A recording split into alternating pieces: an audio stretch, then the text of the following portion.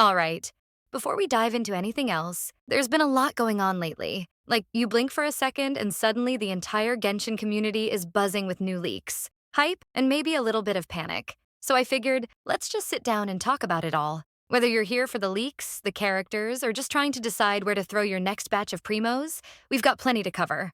Okay, real quick before we talk more about Skirk, there's actually been some wild stuff floating around the community lately. First off, there's a new leak showing Raiden and Shenhe with updated trail animations when they sprint. It's nothing crazy meta-wise, but honestly, it looks pretty slick. Raiden has this electric shimmer as she moves, and Shenhe's got this icy mist. It just makes them feel way more refined. You know how it is with these little visual polish updates. They're not must-haves, but they do kind of breathe new life into characters you've already used a ton.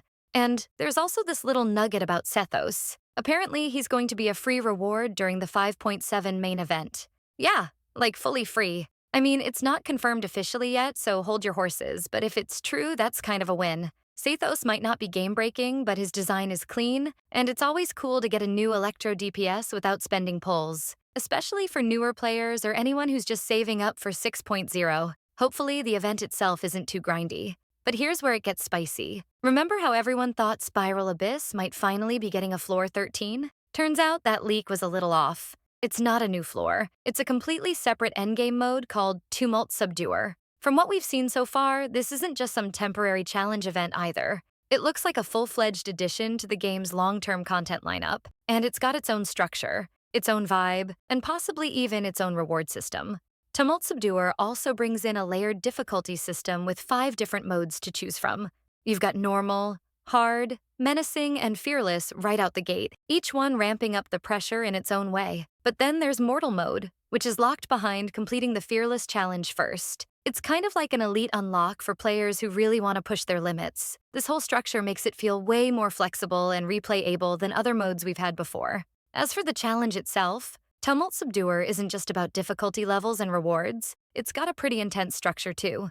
Each run is split into 3 phases, and you've got a 120-second timer ticking over you in every single one. So yeah, it's fast-paced, and you've really got to plan your rotations and bursts well. After clearing each phase, you can claim your rewards using either 20 original resin or 1 transient resin. If you use transient resin instead of original, you get 3 times the usual rewards. That's not much of a big deal since you get 60 resins from it regardless.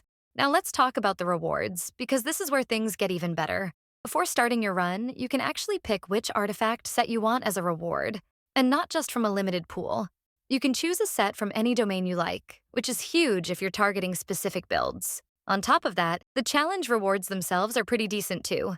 Clearing the mode on normal, hard, and menacing difficulty gets you 150 Primogems, 100,000 Mora, and 5 Heroes Wit each, which adds up to 450 Primos, 300,000 Mora, and 15 Heroes Wit in total. And if you manage to beat both Fearless and Mortal mode in single player, you unlock 2 extra reward bonuses, each giving 100 Mora each. At this point, I don't know why Hoyoverse even added the other 2 difficulties. It feels like they don't even exist.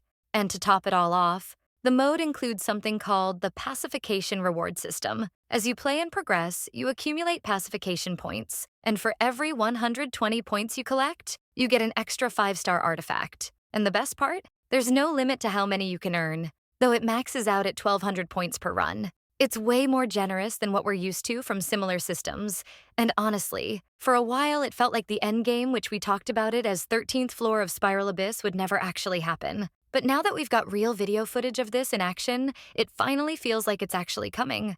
And with all that going on, it kind of puts things into perspective, especially when you start thinking about banners and how to use your primos.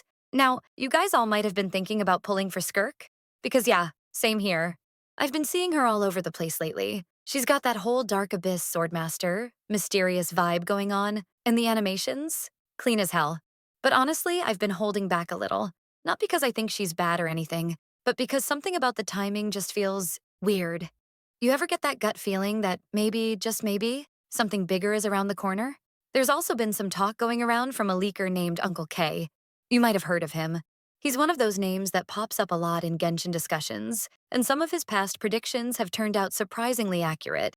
According to what he shared, Skirk is a strong main DPS for sure, but she doesn't really change much if you've already got solid units like Nevia, Alhaitham, Mavica or Nouvelette. So for players with more built-out accounts, she might feel more like a side grade than a must-pull upgrade.